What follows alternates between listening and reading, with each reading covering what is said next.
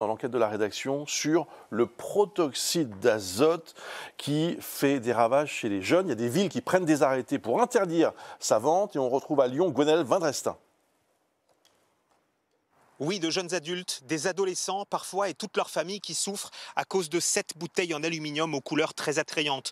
Le protoxyde d'azote, ou communément appelé gaz hilarant, son utilisation peut très vite devenir addictive et vous allez le voir à travers ces témoignages, peut causer de graves blessures et de sévères dégâts neurologiques. Alors les professionnels de santé tentent par tous les moyens d'en limiter sa consommation. La première fois que Maria a consommé du protoxyde d'azote, elle avait 17 ans.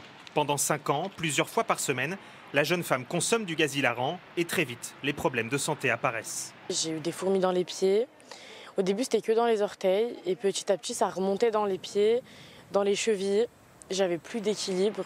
Je n'arrivais pas à me tenir debout. Et à mes 18 ans, je me suis brûlée parce que la bonbonne, à force de la vider, en fait, elle devient gelée. Je me suis fait opérer d'une greffe de peau. C'est là que je me suis dit, faut vraiment que j'arrête parce que sinon...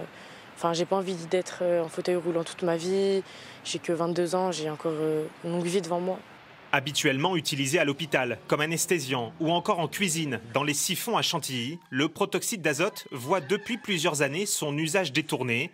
Les bouteilles s'achètent facilement sur Internet et se consomment rapidement, notamment dans des soirées festives. C'est le cas pour le fils de Sarah.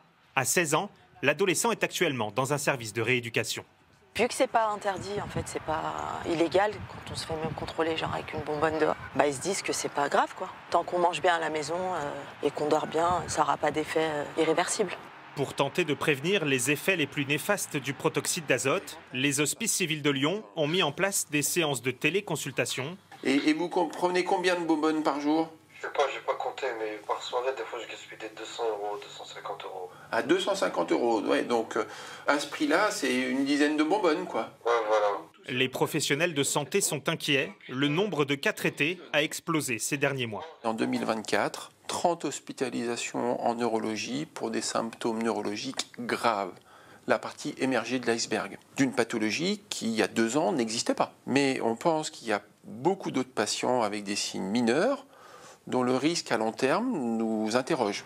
À ce jour, il n'existe pas de traitement de substitution au protoxyde d'azote. Seul un arrêt de la consommation permet d'éviter les séquelles permanentes. Merci à nos correspondants pour ce reportage.